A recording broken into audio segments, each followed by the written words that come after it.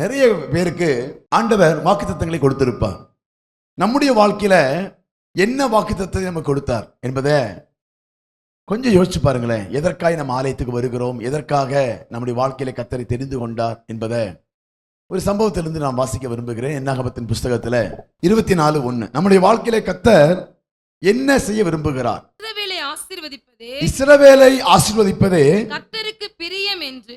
கர்த்தருக்கு பிரியம் என்று பிலேயாம் கண்டபோது அவன் முந்தி செய்து வந்தது போல தான் முந்தி செய்து வந்தது போல நிமித்தம் பார்க்க போகாமல் வனாந்திரத்துக்கு நேராக தன் முகத்தை திருப்பினான். அல்லேலூயா. இங்க வசனம் சொல்லுது, இஸ்ரவேலை ஆசீர்வதிப்பதே கர்த்தருக்கு பிரியம். ஆமென். இஸ்ரவேலை ஆசீர்வதிப்பதே கர்த்தருக்கு. இன்னைக்கு ஒரு ஆசீர்வாதமான ஒரு வசனம். அல்லேலூயா. இன்னைக்கு ஒரு வார்த்தை சொல்லணும் அப்படின்னு நினைச்சு நான் ஜெபம் பண்ணிட்டு இருந்தேன். ஆண்டவர் சொன்னாரு, இஸ்ரவேலை ஆசீர்வதிப்பதே கர்த்தருக்கு. இஸ்ரவேல் யார்? இஸ்ரவேல் யாரு? அவர் தெரியாதுங்க எனக்கு. யாராச்சும் பேர் இருந்தா சொல்லுங்க அப்படிங்கிறதுக்காக இல்ல. இஸ்ரவேல் என்று சொன்னா தேவனால் தெரிந்து கொள்ளப்பட்டவர்கள், தேவனால் அழைக்கப்பட்டவர்கள், தேவனுக்காய் தன் வாழ்க்கையை அர்ப்பணித்தவர்கள், அவர்கள் தான் இஸ்ரவேல். இஸ்ரவேல் யாரு? தேவனால் தெரிந்து கொள்ளப்பட்டவர்கள். யாக்கோபுடைய சந்ததி, அதாவது யாக்கோபுக்கு 12 பேர் கொடுத்தாங்க, 12 கோத்திரத்தை கர்த்தர் கொடுத்தார். அந்த யாக்கோபையும் அவன் பிள்ளைகளையும் கர்த்தர் தெரிந்து கொண்டு அந்த பிள்ளைகளை ஆசீர்வதித்த அந்த பிள்ளைகளுக்கு பேர் தான் யாக்கோபின் சந்ததி, இஸ்ரவேலர்கள் என்று பேர். அவர்கள் யார் என்று சொன்னா, தன் இயேசுவை தேவனாய் கொண்டிருக்கிறவர்கள் இஸ்ரவேலர்கள். பிதாவாகி தேவனை தொழுது கொள்ளுகிறவர்கள் யாரு? இஸ்ரவேலர்கள். அவங்களுக்கு பேர் தான் இஸ்ரவேலர். இஸ்ரவேலர் யாரு? தேவனை ஆராதிக்கிறவர்கள், தேவனை தொழுது கொள்கிற ஜனங்களுக்கு தான் இஸ்ரவேலர்கள் என்று பெயர். ஆனா தேவன் என்ன சொல்றாரு? இஸ்ரவேலை ஆசீர்வதிப்பதே கர்த்தருக்கு பிரியம் என்று பிலேயாம் கண்டு கொண்டான். பிலேயாம் யாரு?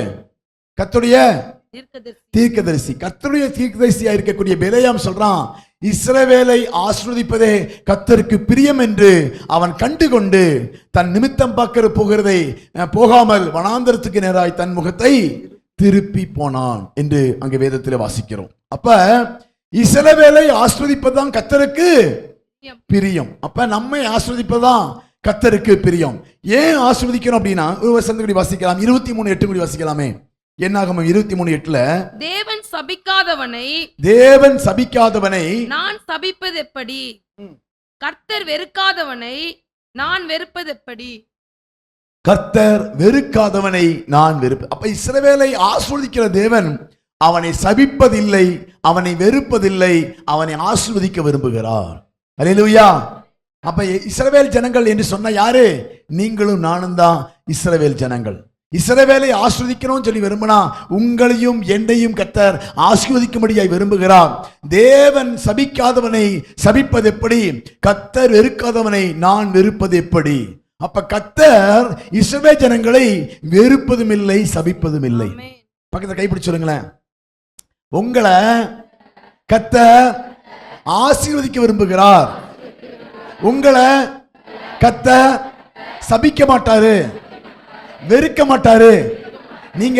நீங்க தேவன் நிறைய பேர் சொல்லலையே, கையை பிடிச்சு பக்கத்துல பக்து தைரியமா சொல்லுங்க, இதுதான் உண்மை. தேவன் உங்களை ஆசீர்வதிக்க விரும்புகிறாரு. அவர் உங்களை வெறுக்க மாட்டாரு, உங்களை சபிக்க மாட்டாரு. பின்னால கையில கண்ணத்துல கை வச்சுக்கோ இருக்காங்களே தவிர என்னது பக்கத்துல பார்த்து சொல்ல மாட்டாங்க. எப்படி ஆசீர்வாதம் வரும்? நீ ஆசீர்வதிக்கிறவனை நான் ஆசீர்வாதத்தை சொன்னா தான் ஆசீர்வாதம் வரும்.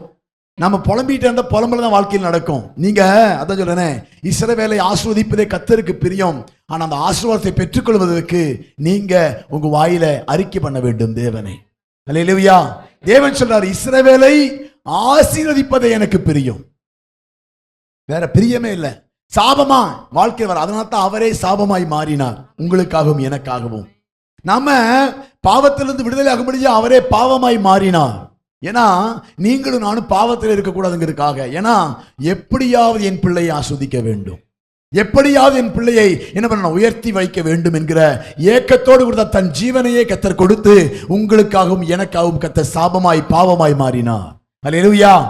அதனால தான் இஸ்ரவேலை ஆசீர்வதிப்பதே கர்த்தருக்கு பிரியம் என்பதை அவர் புரிந்து கொண்டு ஆசீர்வதிக்கும்படியாய் தன் ஜீவனையை சிலுவையிலே கொடுத்து உங்களையும் என்னையும் அவர் மீட்டார். அல்லேலூயா. இப்ப சொல்லுங்க, பக்கத்துல கை பிடிச்சு, இஸ்ரவேலை ஆசீர்வதிப்பதே கர்த்தருக்கு பிரியம். இஸ்ரவேலை ஆசீர்வதிப்பதே கர்த்தருக்கு பிரியம்.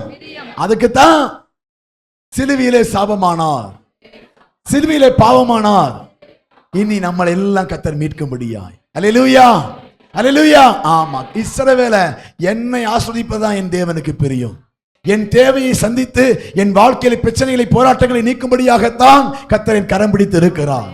இன்னொரு வசனத்தை கூடி வாசிக்கலாம், 23:20 கூடி வாசிக்கலாமே.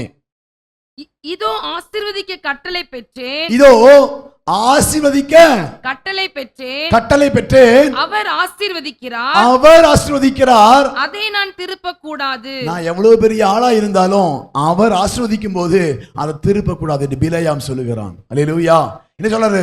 இதோ ஆசீர்வதிக்க கட்டளை பெற்றேன், அவர் ஆசீர்வதிக்கிறார், அதை நான் திருப்ப கூடாது. நம்ம கர்த்தருடைய பிள்ளைகளாய் நீங்க வாழ ஆரம்பிச்சீங்கன்னா எந்த கொம்பம் வந்தாலும் சொல்லலாம், என்னது, என்னை சபிக்க முடியாது. யாரு வந்து என்னை சபிக்க நினைச்சாலும், யார் எனக்கு எதிராக பேசினாலும் அவர் ஆசீர்வதிக்கிறார், அதை நான் திருப்ப முடியாது. அதான் ஜெபிக்கிற தேவனை தெரிந்து கொள்ளப்பட்ட உங்களுடைய வாழ்க்கையிலே கர்த்தர் எப்படி வைத்திருக்காருன்னா உங்களுக்கு பாதுகாப்பு மதிலாய் அவர் இருக்கிறார். உங்களை பாதுகாக்கிற பறந்து காக்கிற பட்சியை போல் அவர் இருக்கிறார். இஸ்ரவேலை ஆசீர்வதிக்கும்படியாகத்தான் எல்லாவற்றையும் செய்கிறார். ஆனா அவர் சொல்றாரு, நமக்கு விரோதமாய் நிறைய நேரங்களை பயந்துக்கிறோம். அப்படித்தானே? ஏசப்பாவை நம்பினா என்னாச்சும் நமக்கு பிரச்சனை வந்துருமோ, குடும்பத்துல பிரச்சனை வந்துருமோ, யாராச்சும் என்ன பண்ணிடுவாங்களோ, யாராச்சும் நமக்கு சாபம் போட்டுருவாங்களோ, யாராவது ஏசப்பாவை நம்பி வந்தா நம்ம தெய்வங்கள் எல்லாம் கோபிச்சுக்குமோ அப்படிங்கிற நிறைய பயம் எல்லாம் இருக்குது. நிறைய பேருக்கு இருக்குல்ல.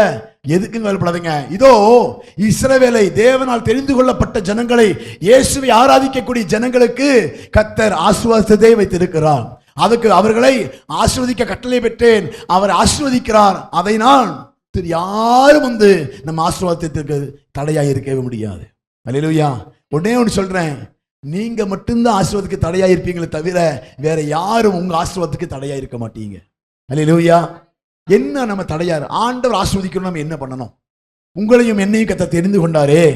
தெரிந்து கொண்ட தேவன் இந்த இஸ்ரவேலாய் உங்களை மாற்றி, இஸ்ரவேலாய் உங்களை வளர்த்தி, இஸ்ரவேலாய் உங்களை பெருக பண்ணுகிற தேவன் அவர்.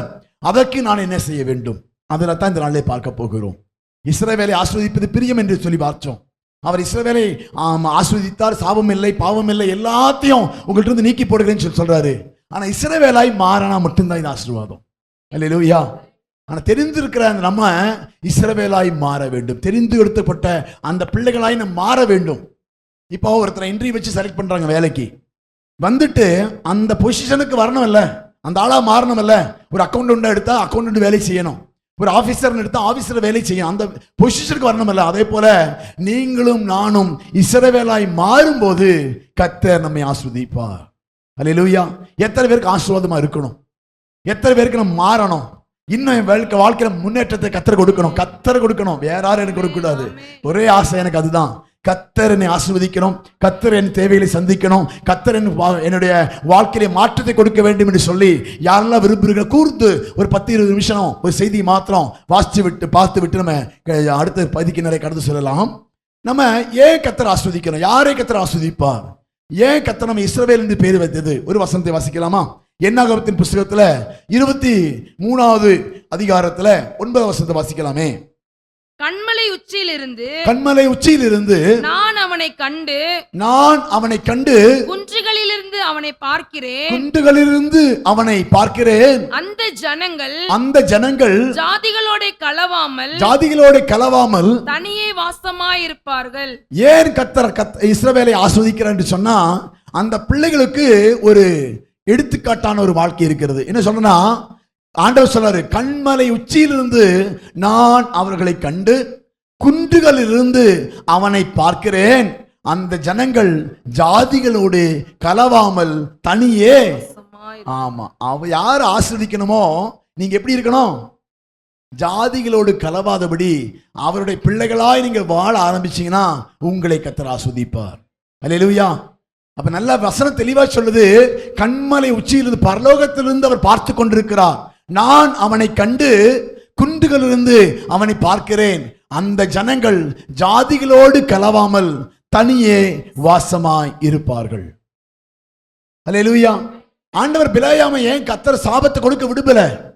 பிலேயாம் 3 விசை அந்த என்ன பண்றான், அந்த இஸ்ரவேல் ஜனங்களை சபிக்கும்படியாய் பாலாக்கினிடத்திலே கூலிகை பெற்றுக்கொண்டு அவன் சபிக்கும்படியாய் செல்லுகிறான். செல்லுகிற இடமெல்லாம் கர்த்தர் அவன் ஆஸ்வதிக்கவே இல்லை, அவனை சபிக்கவே இல்லை, ஆஸ்வதித்துதான் செய்தாரு. ஏன்னா கர்த்தர் இஸ்ரவேலை ஆஸ்வதிப்பதே அவருக்கு பிரியம். ஏன் அவர் பிரியமா இருந்தது? அவர்கள் ஜாதிகளோடு கலவாத ஜனங்களாய் வாழ்ந்தார்கள். அல்லேலூயா. உங்களை கர்த்தர் தெரிந்து கொண்டிருக்காரு, உங்களை கர்த்தர் வேறு பிடிச்சிருக்காருனாலும் நீங்க எப்படி வாழ்றீங்களோ அதை வைத்துத்தான் கர்த்தர் உங்க வாழ்க்கையிலே ஆசீர்வாதத்தை கொடுக்க முடியும். நீங்கள் ஜாதிகளோட கலவாமல் தனித்து வாசம் பண்ணக்கூடிய பிள்ளைகளாய் நீங்கள் இருப்பீர்கள் என்று சொன்னா கர்த்தர் உங்களை ஆசீர்வதிப்பார். இல்லாவிட்டால் அவர் பொறுப்பே இல்லை. அதுக்கு அது வரக்கூடிய விளைவுகளுக்கு பின் விளைவுகளுக்கு அவர் காரணமே அல்ல. நீங்க அவருடைய ஆசீர்வாதங்களை பெற்றுக்கொள்ள வேண்டும் என்று சொன்னால் முதலாவது ஒரே ஒரு கண்டிஷன் என்ன அப்படின்னா, நீங்கள் ஜாதிகளோடு கலவாதபடிக்கு தேவனுடைய பிள்ளைகளுக்கும் உங்களுக்குள்ள வித்தியாசத்தை நீங்கள் காண்பிக்க வேண்டும். உலகத்தின் பிள்ளைகளுக்கும் உங்களுக்குள்ள வித்தியாசத்தை நீங்கள் என்ன பண்ணோம்?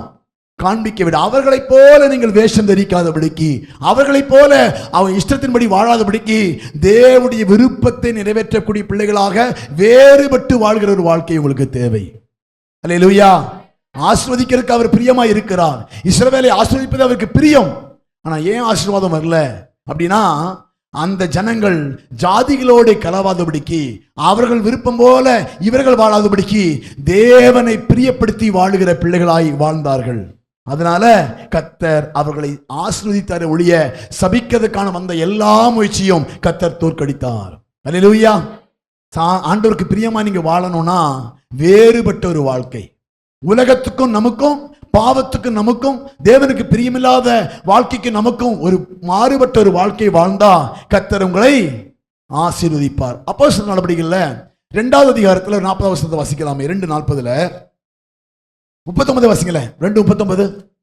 வாக்குத்தத்தமானது உங்களுக்கும், வாக்குத்தத்தமானது உங்களுக்கும், உங்கள் பிள்ளைகளுக்கும், உங்கள் பிள்ளைகளுக்கும், நம்முடைய தேவனாய கர்த்தர் வரவழைக்கும், நம்முடைய தேவனாகிய கர்த்தர் வரவழைக்கும் தூரத்திலுள்ள யாவருக்கும், தூரத்திலுள்ள யாவருக்கும் உண்டாயிருக்கிறது என்று சொல்லி. ஆமா, வாக்குத்தத்தமானது உங்களுக்கும் உங்கள் பிள்ளைகளுக்கும் தம்முடைய தேவனாகிய கர்த்தர் வரவழைக்கும் தூரத்துள்ள யாவருக்கும் உண்டாயிருக்கு. அப்ப வாக்குத்தத்தம்னா கர்த்தர் சொல்றாரு, இஸ்ரவேலை ஆசீர்வதிப்பதே எனக்கு அவருக்கு பிரியம் என்று சொல்லி வாக்கு பண்ணியிருக்கிறார். இந்த வாக்குத்தத்தம் யாருக்குரியது? உங்களுக்கும் உங்கள் பிள்ளைகளுக்கும் உரியது. அல்லேலூயா. இந்த வாக்குத்தத்தமானது உங்களுக்கும் உங்கள் பிள்ளைகளுக்கும் உரியது. இந்த வாக்குத்தத்தத்தை நீங்க சுதந்தரிக்க வேண்டும் என்று சொன்ன அடுத்த வசனத்தை வாசிக்கிற 40. இன்னும் அநேக வார்த்தைகளாலும், இன்னும் அநேக வார்த்தைகளினாலும் சாட்சி கூறி மாறுபாடுள்ள இந்த சந்ததியை விட்டு விலகி, மாறுபாடுள்ள இந்த சந்ததியை விட்டு விலகி உங்களை ரட்சித்துக் கொள்ளுங்கள், உங்களை ரட்சித்துக் கொள்ளுங்கள், வாக்குத்தத்தத்தை பெற்றுக் கொள்ளுவீர்கள். அல்லேலூயா.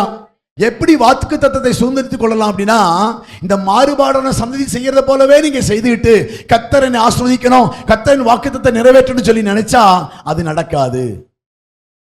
கர்த்தர் உங்களை ஆசீர்வதிக்கணும் சொன்னா, அந்த வாக்குத்தத்தத்தை உங்க வாழ்க்கையில பெற்றுக்கொள்ள வேண்டும் என்று சொன்னா, நீங்கள் மாறுபாடுள்ள அந்த சந்ததியை விட்டு விலகி தேவனை பிரியப்படுத்தக்கூடிய ஒரு வாழ்க்கை வாழ்ந்தீங்கன்னா கர்த்தர் உங்க வாழ்க்கையிலே வாக்குத்தத்தத்தை, உங்க பிள்ளைகளின் வாழ்க்கையிலே வாக்குத்தத்தத்தை நிறைவேற்றுவார். அல்லேலூயா. அப்ப யார் காரணம் ஆசீர்வதிக்கிறதுக்கு? நான் தான் காரணம். நான் கர்த்தருக்கு பிரியமா வாழ்கிறதுக்கு என்னை அர்ப்பணிச்சு நான் வாழ்ந்தா எனக்கு அது ஆசீர்வாதம். பக்கத்துல கைப்பிடிச்சு சொல்லுங்க, பக்கத்துல கைப்பிடிச்சு. ஆமா, மாறுபாடுள்ள இந்த சந்ததியை விட்டு விலகி உங்களை ரட்சித்துக் கொள்ளுங்கள், கர்த்தர் வாக்குத்தத்தத்தை நிறைவேற்றுவார், கர்த்தர் உங்களை ஆசீர்வதிப்பார், கர்த்தர் பெருக பண்ணுவார், கர்த்தர் பாதுகாப்பை கொடுப்பார், கர்த்தர் பராமரிப்பார். ஆமா, இதுதான் ரகசியம். உங்க வாக்குத்தத்தத்தை நிறைவேறதுக்கு நானோ மற்றாளோ காரணம் அல்ல, நீங்க தான் காரணம். நீங்க கர்த்தருடைய வார்த்தைக்கு கீழ்ப்படிஞ்சு மாறுபாடுள்ள சந்ததியை விட்டு விலகி தேவனுக்கு பிரியமாய் வார்த்தைக்கினராய் வாழ ஆரம்பித்தீங்கன்னா உங்க வாழ்க்கையிலே இஸ்ரவேலுக்கு உண்டான ஆசீர்வாதம், இஸ்ரவேலுக்கு உண்டான சுதந்திரம் உங்க வாழ்க்கையிலே நிறைவேற்றுவார். அல்லேலூயா, அல்லேலூயா. இது தெரியாம ஆண்டவரே என்னை ஆசீர்வதிங்கப்பா, உபவாசம் பண்ணி ஜெபம் பண்றேன், இந்த கூட்டத்துக்கு போறேன், அந்த கூட்டத்துக்கு போறேன், அப்படி இப்படின்னு எல்லாம் சொல்லாதீங்க. நீங்க தெரிந்து கொள்ளப்பட்ட தேவனை உண்மையாய் ஆராதிங்க. நீங்க நிறைய நேரங்கள்ல உலகத்தை பார்த்து கன்ஃபியூஸ் ஆயிருவோம். நிறைய நேரங்கள் கன்ஃபியூஷன் எங்க வருது அப்படின்னா, உலகத்தை பார்க்கும்போது உலகம் நமக்கு இழுக்கும். ஆண்டவர் சொல்லுவாரு வேண்டாம் வேண்டாம் பாரு, இங்க பார்ப்போம் ஐயோ வேணும் வேணும் நம்ம நினைப்போம். ஆண்டவர் சொல்ல வேண்டாம் வேண்டாம் நினைப்பாரு. நம்ம நினைக்க வேண்டிய காரியம் என்ன தெரியுமா? எனக்கென வைத்திருப்பதை எனக்கென தருபவர். ஆமா, நமக்கு என்ன வேணும்னு கர்த்தருக்கு நல்லா தெரியும். எனக்கு என்ன கொடுக்கணும் அவருக்கு தெரியும். அவரை சார்ந்து வாழ்கிற எனக்கு அவரே எல்லாவற்றையும் பார்த்து கொள்ளுவார். அந்த நம்பிக்கையோடு கூட நீங்க அவரை சார்ந்து வாழும்போது உலகத்தான் பார்ப்ப ஆஃபர்னு சொல்லுவான், போகாதீங்க, ஆண்டவர் கொடுக்குற ஆஃபர் பெருசா இருக்கும். உலகத்துல வர்ற ஆஃபரை விட கர்த்தர் கொடுக்குற ஆஃபர் ரொம்ப அருமையா இருக்கும்.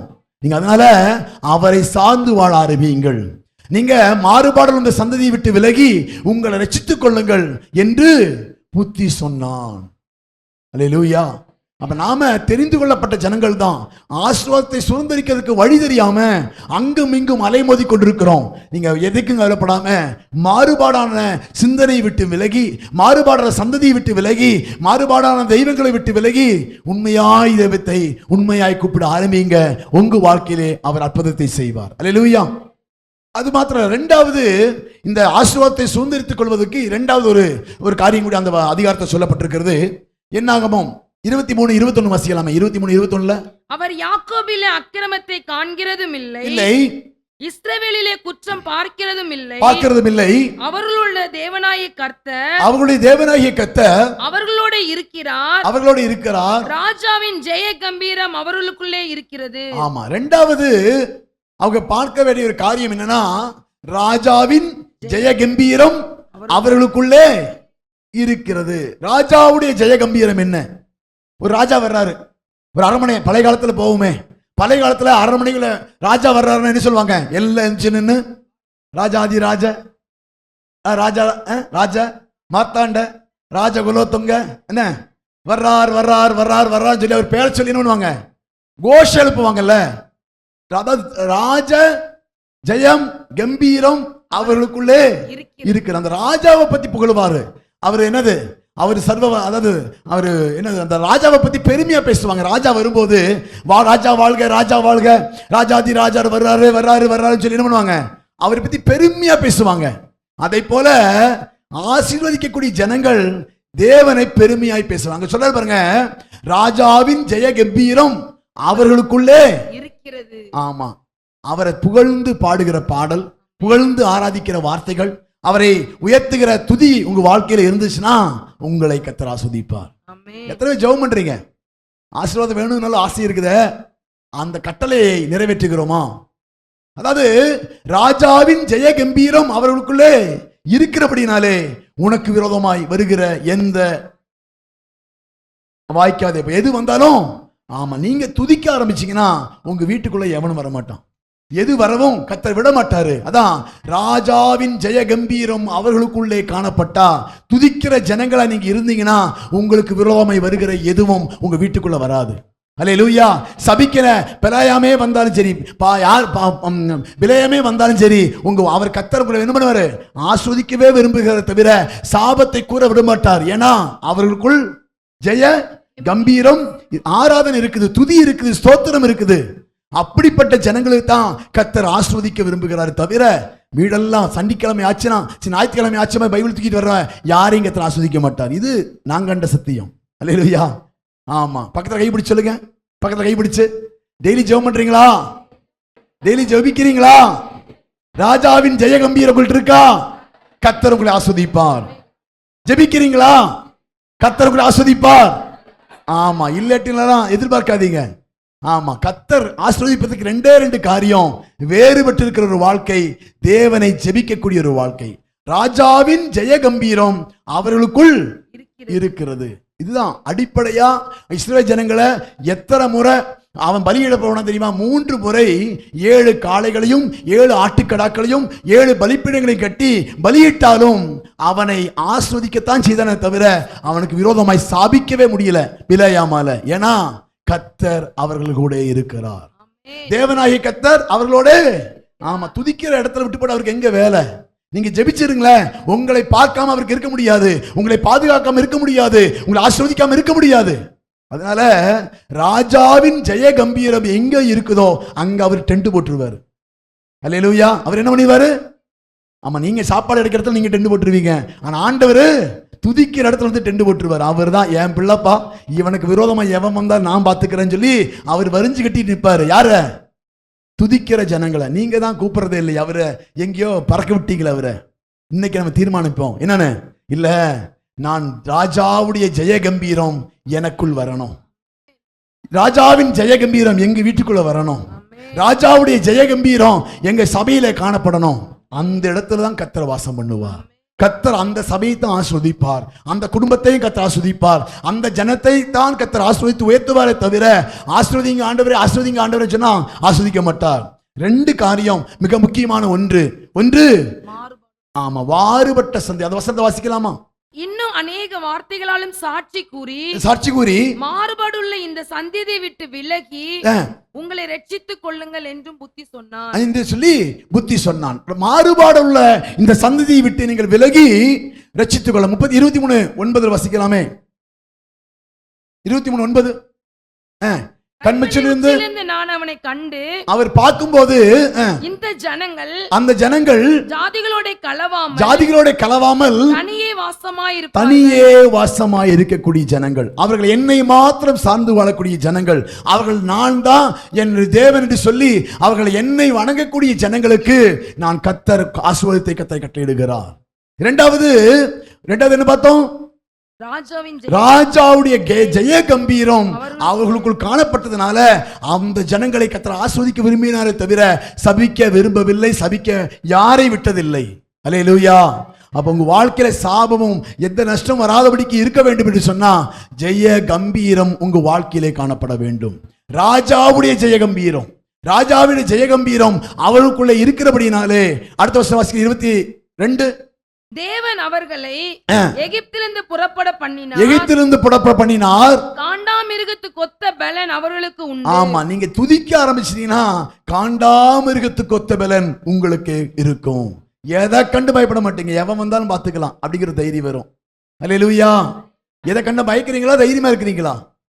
பயப்படுற பிள்ளைகளா இருந்தா இன்னிலிருந்து துதிக்க ஆரம்பிச்சிருங்க. ஒரு துணிவு வந்துடும் உங்களுக்கு. காண்டாமிருகத்துக்கு ஒத்த, அதுக்குன்னு வீட்டுக்காரரை பிடிச்சி அடிச்சு போடாதீங்க, சரியா? அதனால உங்களுக்கு நல்ல துணிவு வந்துடும், யாரு வந்தாலும் பாத்துக்கலாம் அப்படின்னு.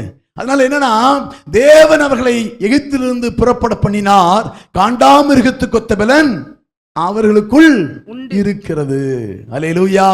அப்ப நாம கர்த்தரை ஆராதிக்கக்கூடிய ஜனங்களுக்கு ஒரு தைரியம், ஒரு விசுவாசம் வந்துடும். என் தேவன் எனக்காய் ஏதாவது செய்திடுவார். நான் எப்படிப்பட்ட சூழ்நிலையா இருந்தா பரவாயில்ல, நான் துதிக்கிறவனுக்கு கர்த்தரே துணையாய் இருக்கிறார், ஜெபிக்கிறவனுக்கு கர்த்தரே பதிலாய் இருக்கிறார், கர்த்தர் தான் எல்லாவற்றையும் பாதுகாக்கிறவராய் இருக்கிறபடினாலே நான் அசைக்கப்படுவதில்லை. அவன் அசைக்கப்படாத பர்வதத்தை போல் இருப்பான். அதான் விசுவாசியுடைய அழகு. அல்லேலூயா. ஆமா, தேவன் அவர்களை எகிப்திலிருந்து புறப்பட பண்ணினார். காண்டாமிருகத்துக்கு ஒத்த பலன் அவர்களுக்குள் இருக்கிறது. யாருக்குள்ள இருக்குது? வேறுபட்டு வாழ்கிறவனுக்குள். ராஜாவுடைய ஜெயகம்பீரம் இருக்கிறவனுக்குள்ள ஒரு காண்டாமிருகத்துக்கு ஒத்த பலன் இருக்கிறது. நல்ல விசுவாசினா அவன் வார்த்தையிலே தெரிஞ்சுக்கிறான், தடுமாறவே மாட்டான். எது வந்தாலும் பார்த்துக்கலாம், என் கர்த்தர் என் கூட இருக்கிறாரு அப்படி சொல்லி விசுவாசமும் தெளிவான நடத்துதலும் அவனுக்குள் காணப்படும். 21 வசனம் வாசிக்கலாம். 21 அதுலயே 23 21. அவர் யாக்கோபிலே அக்கிரமத்தை காண்கிறதும் இல்லை. நீங்க தப்பே பண்ணனாலும் துதிக்கிற பிள்ளைகளுக்கும் ஜெபிக்கிற பிள்ளைகளுக்கும் அவர் பெருசா கண்டுக்க மாட்டார். சரிடா, சரியாயிட்டு என்ன பண்ணிரு வந்துரு அப்படிதான் சொல்லுவாரே தவிர உங்கள்கிட்ட அக்கிரமா பார்த்து அப்படி தள்ளி விடுகிற தெய்வம் அல்ல, மன்னிக்கிற தெய்வம் அவர். அல்லேலூயா. அவர் யாக்கோபிலே அக்கிரமத்தை காண்கிறதும் இல்லை, இஸ்ரவேலிலே குற்றம் பார்க்கிறதும் இல்லை. எல்லாவற்றுக்கும் கர்த்தர் பெருசா பார்க்க மாட்டார், ஆனா வருத்தப்படுவாரு. நீங்க தப்பு பண்ணும்போது சங்கடப்பட, என் மேல் நம்பிக்கையா இருந்தவன் இப்படி பண்ணிட்டானே சொல்லி நவனுவாரு. ஆனா மனம் இருந்துனா பரவாயில்லடா வா அப்படி சொல்லி நம்மளை இழுத்து கொண்டு போகிற தேவன் அவர். அல்லேலூயா. மன்னித்து பாவ மன்னிப்பு கொடுத்து நம்மை பரிசுத்தப்படுத்தி திரும்ப வணைகிற தேவன் அவர். அல்லேலூயா. கர்த்தர் எப்படிப்பட்டவர்? அவர் யாக்கோபிலே அக்கிரமத்தை காண்பதும் இல்லை, இஸ்ரவேலிலே குற்றம் பார்க்கிறதும் இல்லை. நிறைய பேர் சொல்லுவா, நீ முடிஞ்சடா, நீ தப்பு பண்ணிட்ட அப்படின்னு சொல்லுவா. இல்ல, கர்த்தர் 7-70 முறையில நம்முடைய வாழ்நாள் மூலம் சாகரத்துக்கு வர நம்மை மன்னிக்கிறதுக்கு கிருபை பெற்றவர். அல்லேலூயா. கிருபை உள்ள தெய்வம். அதுக்கு தொடர்ந்து தப்புன்னு சொல்றது இல்ல. மனம் வருந்தி ஆண்டவர் பக்கம் வரும்போது இளையகுமாரனை எப்படி ஏற்றுக்கொண்டாரோ, எப்படி அவன் தாவீதை ஏற்றுக்கொண்டாரோ, எப்படி ஒவ்வொரு பிள்ளைகளையும் கர்த்தர் அரவணைத்தாரோ, அதே போல நம்மளுக்கு பார்க்க பெரிய கிருபை கொடுத்திருக்காரு. மற்றவனை எல்லாம் கர்த்தர் என்ன நரகத்துக்கு போய் போடுறவரை விட மாட்டாரு. ஆனா உங்களையும் என்னையும் நரகத்துக்கு தப்பிக்கிறதுக்காக, தானியேலை எப்படி விடுவிக்கிறதுக்காக ராஜா அவன் பிரயாசப்பட்டான். அதே போல இவரும் பிரயாசப்பட்டு அவர் யாக்கோபிலே அக்கிரமத்தை காண்கிறதும் இல்லை, இஸ்ரவேலிலே குற்றம் பார்க்கிறதும் இல்லை. நமக்கு கர்த்தர் கிருபையாய் மனதிறங்கி எல்லா பாவங்களையும் குறைகளையும் அறிக்கை பண்ணினா கர்த்தர் மன்னிச்சு இரண்டாவது திரும்ப இணைத்துக் கொண்டு தன் பிள்ளைகளாய் இணைத்துக் கொண்டு ஆஸ்வதிக்க விரும்புகிறவர் அவர். அல்லேலூயா. அப்ப இஸ்ரவேலை ஆஸ்வதிப்பதே கர்த்தருக்கு பிரியமான ஒரு காரியம். அதுக்கு நம்ம என்ன பண்ண வேண்டும்னா மாறுபட்டு வாழ்வதற்கு தீர்மானிக்க வேண்டும். இன்னைக்கு நான் சொல்றேன், இன்னும் மாறுபடுவதற்கான வாழ்க்கை இன்னும் காணப்படலையா? இன்றைக்கு நாம் தீர்மானிப்போம். மாறுபட்டு வாழ்ந்தா கர்த்தருடைய ஆசீர்வாதத்தை பார்க்க முடியும். இரண்டாவது, ராஜாவுடைய ஜெய கம்பீர துணி உங்கள் வாழ்க்கையிலே உங்களுக்குள் காணப்பட்டா கர்த்தர் உங்களை ஆஸ்வதிப்பார். உங்கள் பாவங்கள் குறைகளை குற்றங்களை அவர் மன்னிப்பார். அவர் திரும்ப அவர் பிள்ளையாய் எடுத்துக்கொண்டு உங்களுக்கு அவர் பாதுகாப்பு மதிலாய் அவர் உங்களை பாதுகாக்கிறவராய் ஆசீர்வதிக்கிறவராய் காணப்படுவார். மூன்றாவது, அவர் எல்லா பாவ சாபத்தையும் நீக்கி, அடுத்த வருஷம் அதிலே வாசிக்கலாம், தேவன் அவர் யாக்கோபிலே அக்கிரமத்தை காண்கிறதும் இல்லை, இஸ்ரவேலிலே குற்றம் பார்க்கிறதும் இல்லை, அவர்களுடைய தேவனாகிய கர்த்தர் அவர்களோடே இருக்கிறார். அல்லேலூயா. நான்காவது அங்க பார்க்கிறோம், அவர்களுடைய தேவனாகிய கர்த்தர் அவர்களோடே இருக்கிறார். கர்த்தரை நாம் தெய்வமாய் கொண்டிருக்கிற ஜனமாய் இருக்கிறோம், பாக்கியம் உள்ள ஜனங்களாய் இருக்கிறோம். கர்த்தர் எங்க இருக்காராமா? அவர்களோடே இருக்கிறார். ராஜாவின் ஜெயகம்பீரம் அவர்களுக்கு. அப்ப எங்க இருப்பார்னா துதிக்கிற ஜனங்கள் மத்தியிலே கர்த்தர் இருந்து, துதிக்கிற ஜனங்களை கர்த்தர் பாதுகாத்து, துதிக்கிற ஜனங்களை கர்த்தர் ஆசீர்வதித்து உயர்த்துகிற தெய்வம். அல்லேலூயா. எத்தனை பேருடைய வாழ்க்கையில அனுதின ஜெபம் இன்னும் ஒழுங்கா இல்லை? நான் எந்திரிக்கிறேன், வேலைக்கு போறேன், வர்றேன், சாப்பிட்றேன், படுக்கிறேன், தூங்குறேன், அடுத்த நாள் எந்திரிக்கிறேன், அப்படித்தான் இருக்குதா? இல்ல எந்திரிச்ச உடனே ஜெபம் பண்ணுவேன், ஒரு 10 மணிக்கு 11 மணிக்கு ஜெபம் பண்ணுவேன், அல்லது நைட்டு படுக்க போறதுக்கு முன்னாடி ஜெபம் பண்ணுவேன்.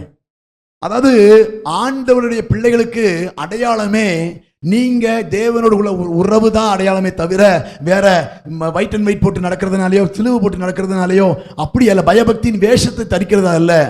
தேவனோடு உறவாடக்கூடிய பிள்ளைகளைத்தான் கர்த்தர் ஆசீர்வதித்து உயர்த்துகிறார். அல்லேலூயா. அப்ப அனுதினமும் ரட்சிக்கப்பட்ட ஜனங்கள், ஆண்டவர் ஆசீர்வாதத்தை பெற வேண்டிய ஜனங்கள் கர்த்தரை துதிக்கிற துதி காணப்பட வேண்டும். ஜெபிக்கணும். அநேக முறை சொல்லிட்டு இருக்கிறேன், ஜெபிக்கவும் வேதத்தை வாசிக்கவும் நீங்கள் என்ன பண்ணணும்? பிரயாசப்பட வேண்டும். எல்லாத்துக்கும் நேரம் இருக்கும், ஜெபிக்கிறதுக்கு நேரம் இல்லை, பைபிள் படிக்கிறதுக்கு நேரம் இல்லை, பரலோகம் போறதுக்கு உங்களுக்கு நேரம் இருக்காது. உண்மையை சொல்றேன், நீங்க ஜெபிச்சு பைபிள் படிக்காம இருந்தீங்கன்னா கர்த்தர் ஆஸ்வதிக்க முடியாது, பரலோகத்துக்கு கொண்டு போய் சேர்த்த முடியாது. அப்ப கர்த்தர் பாதுகாப்பா வந்து பராமரிச்சு உங்களை பரலோகம் கொண்டு சேர்த்துறா, அவரோடு உள்ள உறவு இருக்க வேண்டும், அவரோட ஐக்கியம் இருக்க வேண்டும். அதுதான் அவரை துதிக்கிற துதி.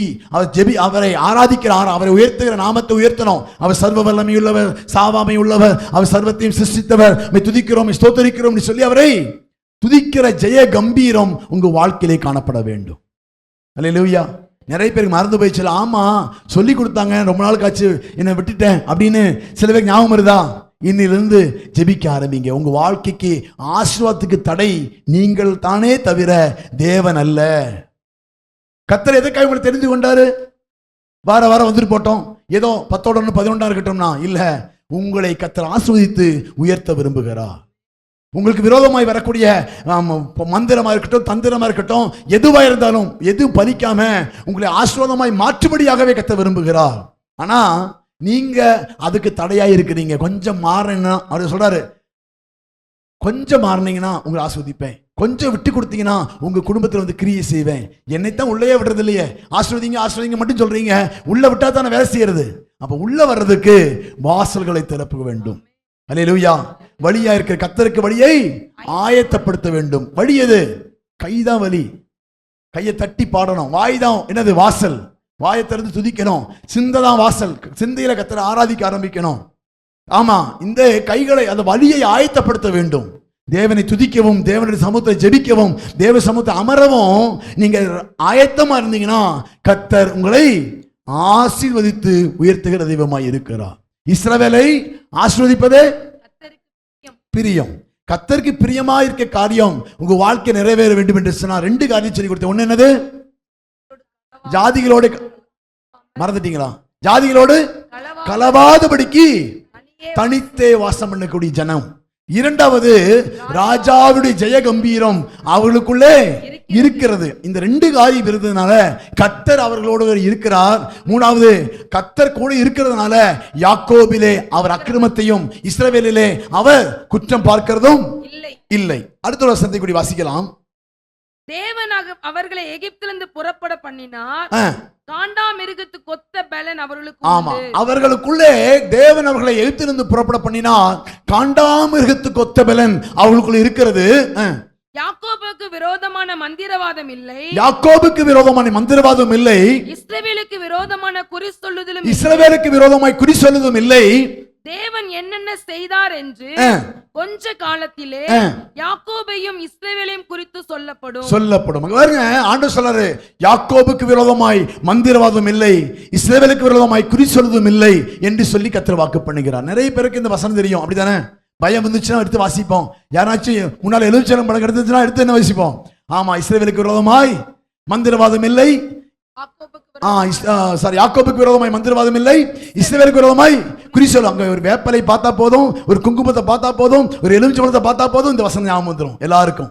என்னது?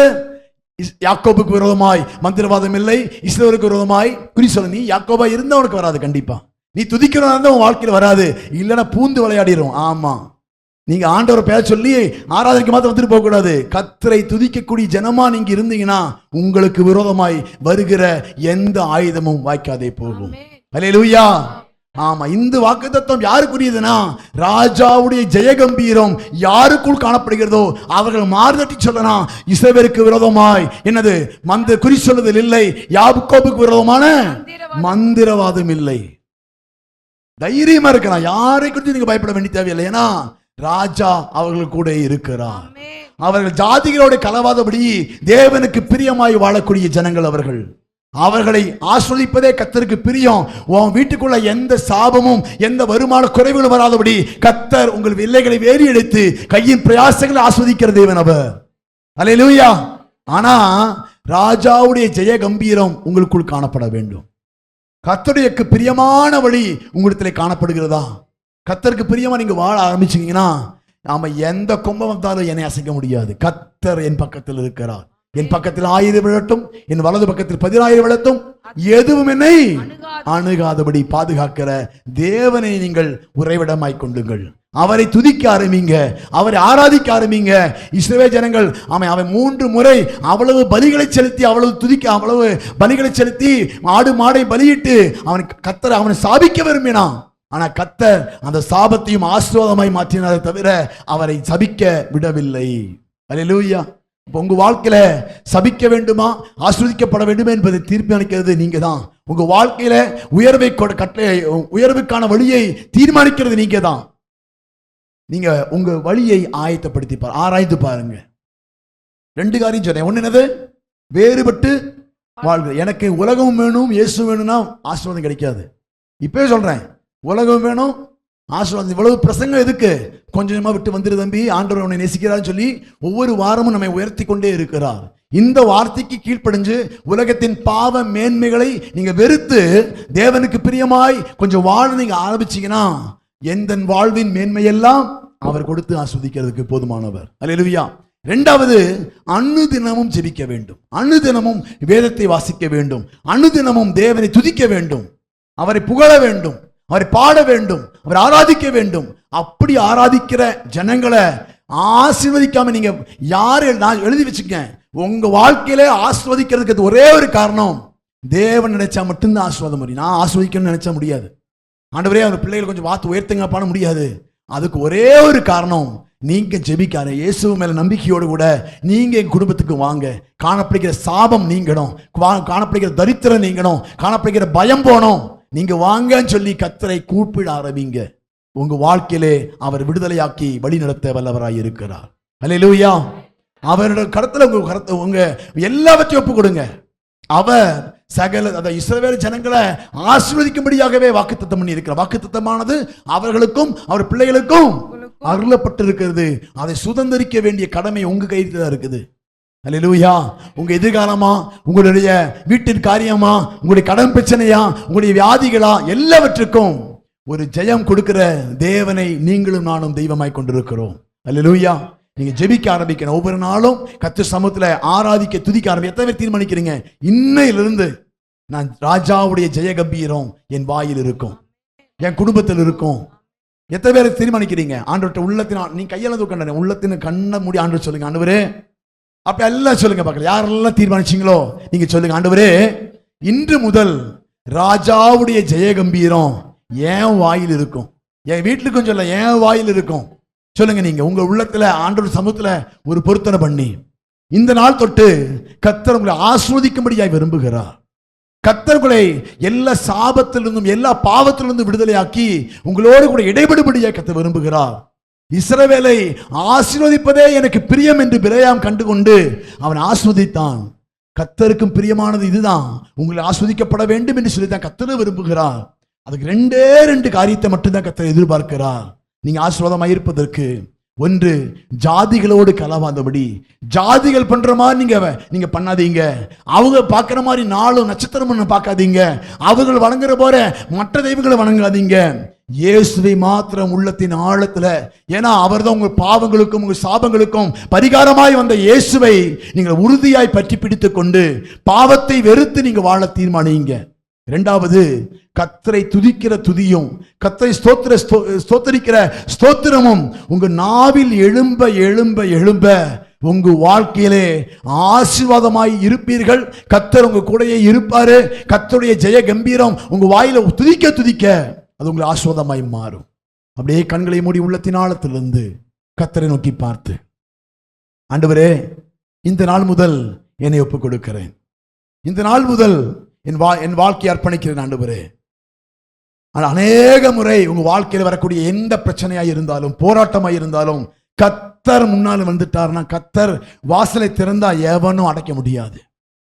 கர்த்தர் உங்களுக்கு பட்சத்தில் வந்து பாதுகாப்பாய் இருந்தா யாராலும் அதை மாற்றவே முடியாது.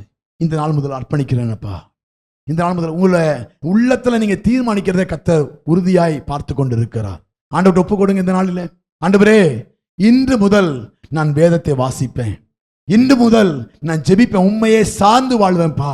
ஜாதிகளை சார்ந்தல்ல, உண்மை சார்ந்து வாழக்கூடியவனாய் நான் மாறுகிறேன் என்று சொல்லி கண்களை மூடி நாம் ஜெபிக்க போகிறோம். அப்படியே அர்ப்பணத்தோடு கூட நான் முடிக்க விரும்புகிறேன். உள்ளத்தின் ஆழத்திலிருந்து அவரை நோக்கி பார்த்து, அந்த கிருபையுள்ள தேவ சமூகத்தில் விட்டு கொடுத்து, அப்படியே மற்ற தேவனை பார்த்து உள்ளத்தின் ஆழத்திலிருந்து அப்படி சொல்லுவோமா, அந்த தேவன் உங்களை ஆஸ்வதிக்க விரும்புகிறார்.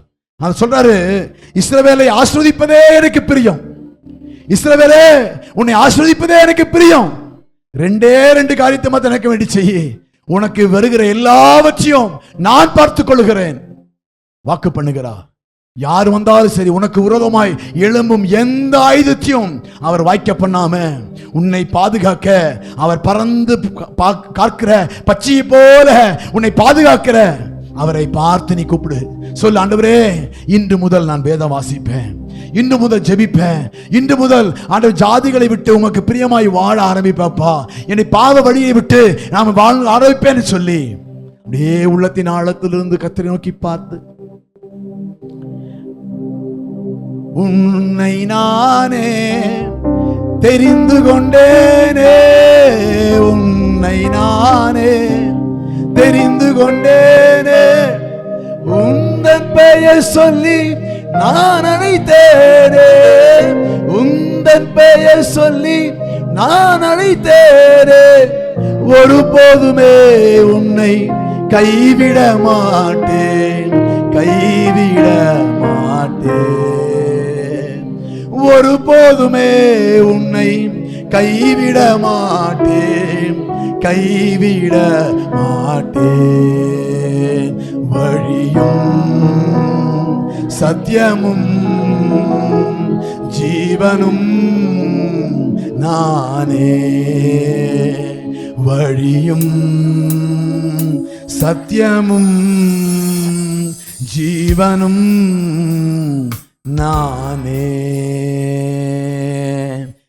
இஸ்ரவேலே பயப்படாதே, நானே உன் தேவன். இஸ்ரவேலே பயப்படாதே, நானே உன் தேவன். வழியும் சத்தியமும் ஜீவனும் நானே. வழியும் சத்தியமும் நானே. தாய் மறந்தாலும் நான் மறவேனே, தாய் மறந்தாலும் நான் மறவேனே. உள்ளங்கையில் தாங்கியுள்ளேன், உள்ளம் கையில் தாங்கியுள்ளேன். ஒருபோதுமே நான் மறப்பதில்லை, மறந்து போவதில்லை. ஒருபோதுமே உன்னை மறப்பதில்லை, மறந்து போவதில்லை. வழியும் சத்தியமும் ஜீவனும் நானே. வழியும் சத்தியமும் ஜீவனும்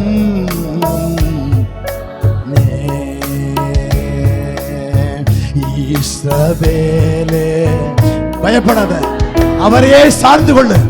பயப்படாம அவர் ஆராதிக்க ஆரம்பிங்க.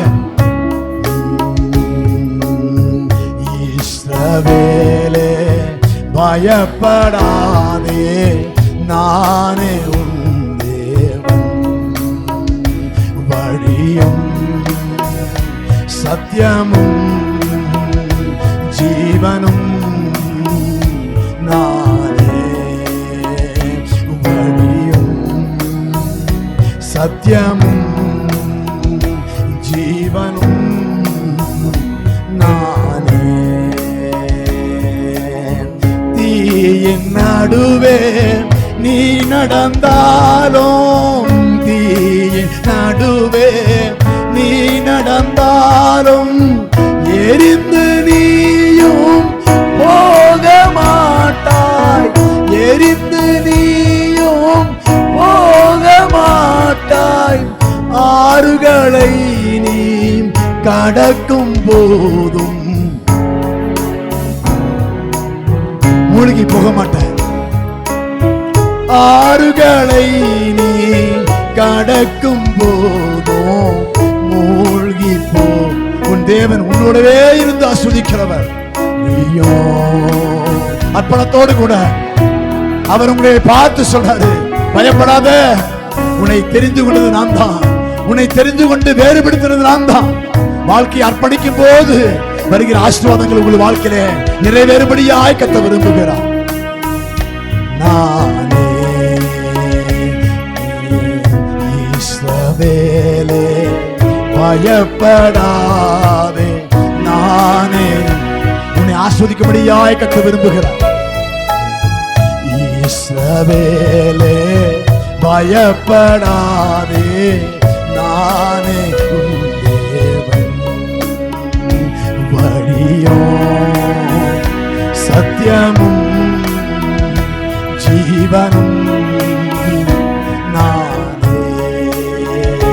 வழியும் சத்தியமும் ஜீவனும் நானே.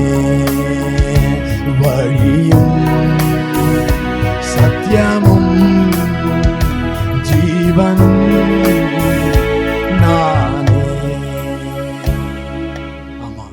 சொல்றாரு, நான் தான் வழி, நான் தான் சத்தியம், நான் தான் ஜீவன்.